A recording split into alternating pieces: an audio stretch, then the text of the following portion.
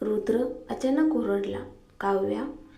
काव्याच्या श्वासातून हलका दारूचा सुवास येत होता. ती आधी प्यायली होती का, म्हणून एवढी साहसी होऊन रुद्रकडे वळली होती का? तुला मदत करायची नाही, ठीक आहे, मी कुणाला तरी शोधेन, काव्या म्हणाली आणि निघून जाण्यासाठी वळली. पण रुद्रने लगेच तिला पकडले आणि मागे खेचले. कुणाला शोधणार आहेस? नशेत असतानाच कुणाला शोधणे? काव्या दिवसेंदिवस अजूनच अव्यवहार होत होती. मला फक्त ह्या स्पर्धेचेच बक्षीस हवे आहे. एवढे पैसे मी सोडू शकत नाही, पण मी सध्या अडकले आहे. रुद्र, तुला आठवतं का, तू आधी डिझाईन करत होता ना? रुद्रने मान वाकवली. मी ते बऱ्याच काळापासून थांबवलं आहे. बराच वेळ झाला होता. त्याने शेवटची डिझाईन केली होती. तरीही करू शकतो, पण झोप न येणे आणि नशा येण्याने आता त्याच्यात ऊर्जा नाही आणि इच्छा देखील कमी झाली होती. त्याला नेहमी आपल्या रेखाचित्राबद्दल असमाधानी वाटायचं, म्हणून त्याने स्वतःला रोखलं होतं. तोपर्यंत विसरलाच होता की त्याने आर्किटेक्चर शिकलं होतं. जर तू नाही करत असशील तर इतर कोण मदत करेल? चल, मनोजकडे जाऊ. तू धसपूस करशील? रुद्रने आज्ञा दिली. अरे, काय झालं तुला? तो माझ्याकडे येणार नाही. तू काय विचार करत आहेस? पुरेसं, चल माझ्यासोबत चल, रुद्र म्हणाला आणि काव्याला पकडून बाहेर निघाला. लीला तोंड घट्ट धरून पाहत होती. काव्या नेहमीसारखी नशेतून रुद्रला आकर्षित करण्याचा प्रयत्न करत होती का? नाही, ती जास्त जवळ जाऊ देऊ शकत नाही. रुद्र आज रात्री औषध घेण्याच्या वेळी नक्कीच तिच्याबद्दल विचार करेल. रुद्रने काव्याला आपल्या कार्यालयात नेले. मग काय डिझाईन करायचं आहे, तो विचारला. काव्याने आपला संगणक उघडला आणि क्लाउड स्टोरेजमधून एक डिझाईन दाखवली.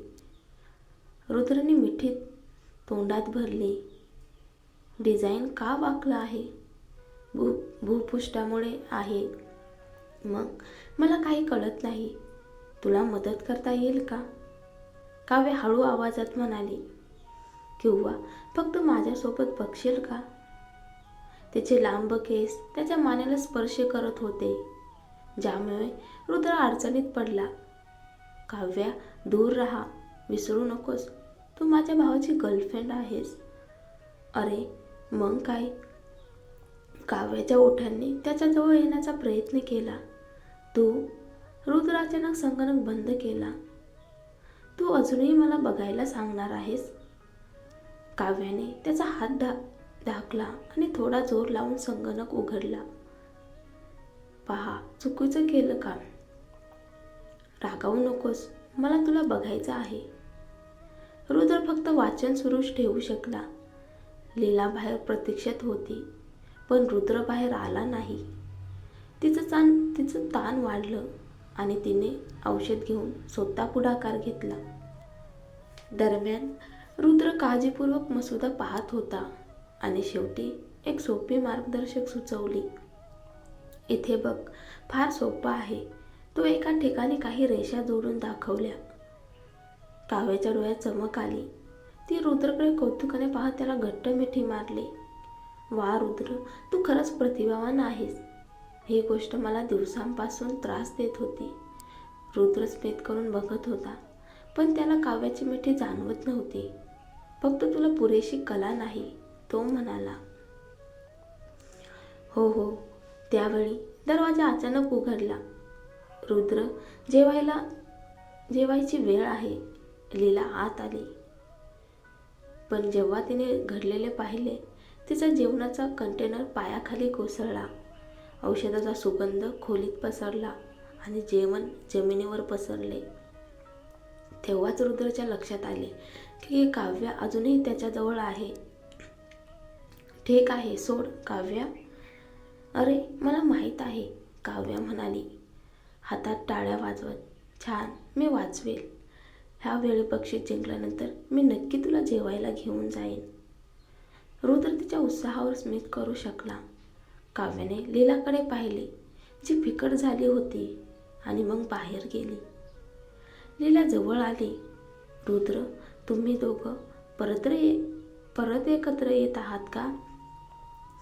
कसं शक्य आहे? रुद्रची नजर थंड झाली. पण अगोदरच ती फक्त आनंदी होती इतकंच, रुद्र म्हणाला. पण मला वाटतं तिने नियोजन करून केलं. नियोजन करून? काय म्हणतेस? रुद्रने विचारले. ती परत तुला जवळ येऊ इच्छित आहे. लीला थोडीशी बोलू लागली. ती नाही. रुद्रला त्वरित खात्री झाली. कसं नाही? ती इतकी प्रतिभावान डिझायनर आहे. तुला मदत करण्याची का गरज आहे? ही फक्त जवळ येण्याची कारणं आहेत. रुद्र संतापून बहु चढवून म्हणाला. लीला, तुला डिझाईन समजत नाही. सर्वोत्कृष्ट डिझायनर सुद्धा अडचणीत येतात. अव्वल डिझायनरला फक्त थोडी मार्गदर्शन दिली की तो बदल समजतो. मी फक्त थोडक्यात दिशा दिली. तिने नक्कीच समजून घेतलं. नाहीतर तुला वाटत नाही का की अजून संपूर्ण डिझाईन मी स्वतः तयार करायला हवी होती? रुद्रने कपडे उचलले आणि म्हणाला, आता तुला तुझ्या वस्तू सांभाळायच्या आहेत. मग मी बाहेर पडतो. लीला ऐकत राहून चिडली. तुला डिझाईन समजत नाही? काही रेषा काढायला काय कठीण? तिने शिकलेच नाही. तिने लोकांना बरेच करण्यासाठी वैद्यकीय कौशल्य शिकलं. ती काव्यापासून वेगळी होती. लीला बाहेर गेल्यावर तिने पाहिले की काव्या पाहत होती. काव्य चेहरा शांत, नीट, सज्ज आणि थोडे अभिमानयुक्त दिसत होती. काव्या, तू नशेत नव्हतीस? लीला विचारली. काव्याने हसून उत्तर दिले, नाही, मी पिलीच नाही. मग तू? मी फक्त पाहिलं की तुम्ही येत आहात म्हणून थोड्या सौदासाठी एक घोट घेतला. लीलाचा चेहरा रागाने लाल झाला. मग खरंच नियोजन करून केलं? तू? मग काय झालं? मी केले तरी काय? रुद्रला सांगशील का? चल, सांगून बघ. मला पाहायचं आहे तो विश्वास करतो का नाही. लीला रागाने परतली. इतकी रागावलेली की ब्रूकपासूनही घाबरली नाही. घरी परतल्यावर तिने पाहिले की रुद्र एखाद्या चित्राकडे हरवून बघत आहे. तो बिल्डिंग मॉडेल आहे. लीलाला अचानक आठवलं. पूर्वी कुणीतरी रुद्राच्या आर्किटेक्चर डिझाईनबद्दल चौकशी केली होती. पण रुद्र रागावून त्याला बाहेर फेकले होते. त्याने म्हटलं होतं की तो पुन्हा कधीही डिझाईन कामावर लक्ष देणार नाही आणि पुढे कुणी विचारू नये. पण आज रुद्र काव्यासाठी अपवाद करायला तयार झाला होता. भिंतीवर लावलेल्या त्या इमारतीच्या मॉडेलकडे तो शांतपणे पाहत उभा होता.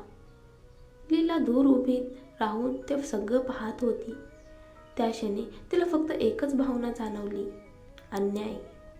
ती हळूच मागून पुढे आली. रुद्र, तिचा आवाज थरथरत होता. तुला डिझाईन आवडतं का? रुद्र क्षणभर थांबला. मग मागे वळून पाहिलं. डोळ्यात काहीतरी खोल, न बोललेलं.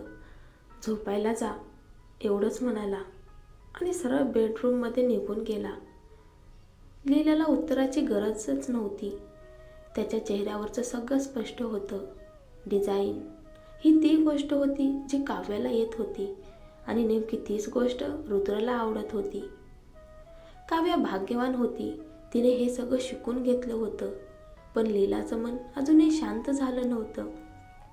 दुसऱ्या दिवशी रुद्र नेहमीसारखा उठून नाश्त्यासाठी खाली आला.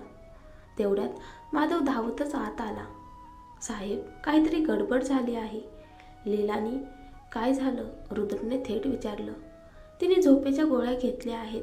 आत्महत्येचा प्रयत्न केला. रुद्रच्या कपाळावर आढ्या पडल्या. ती कुठे आहे? आता हॉस्पिटलमध्ये नेले. पोट साफ करत असतील. काही मिनिटात ते दोघं हॉस्पिटलमध्ये पोहोचले. लीलाचं पोट साफ करण्यात आलं होतं. ती फिकट चेहऱ्याने बेडवर पडली होती. रुद्र आत गेला आणि थंड आवाजात म्हणाला, मरायचं असेल तर दुसरीकडे जाऊन मर. माझ्या घरात हे नको. समजलं का? लीला रडू लागली. तसं नाही, मी मरायचा प्रयत्न केला नाही. तिचा आवाज कंपित होता. मी नवीन औषध तयार करत होते. स्वतःवर प्रयोग केला. डोस चुकला. रुद्रने संशयाने पाहिलं. ठीक असशील तर एवढ्या गोळ्या कशासाठी? ती मान खाली घालून म्हणाली, मला वाटलं तुला काव्यावर खूप प्रेम आहे. तू कुणाचीही गर्लफ्रेंड असो, तू तिचाच विचार करतोस.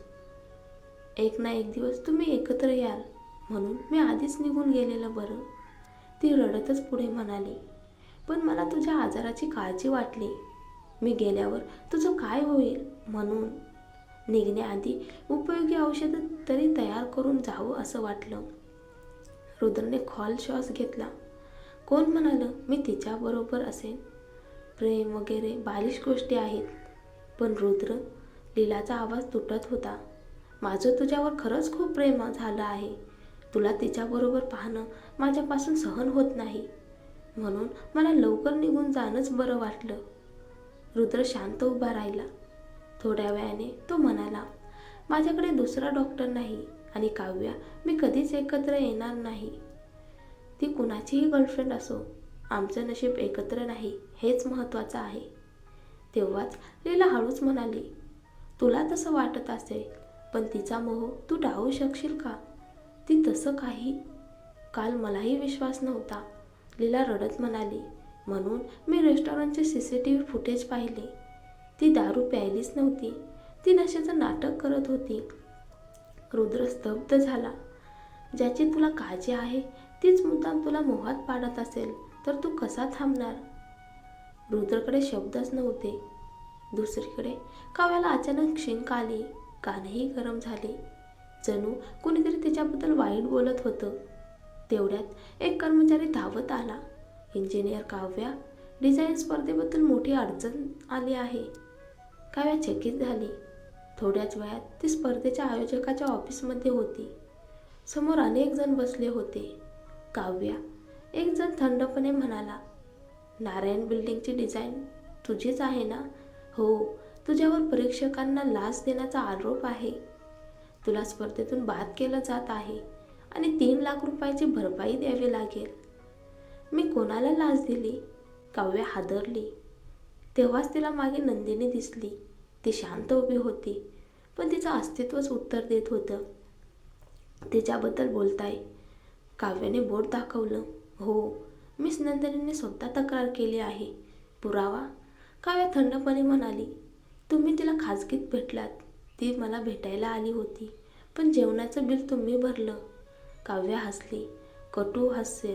हसू म्हणजे एवढंच? माझ्या बाजूचं ऐकायचंच नाही. तेवढ्यात नंदिनी पुढे आली. अहो, एवढं कठोर होऊ नका.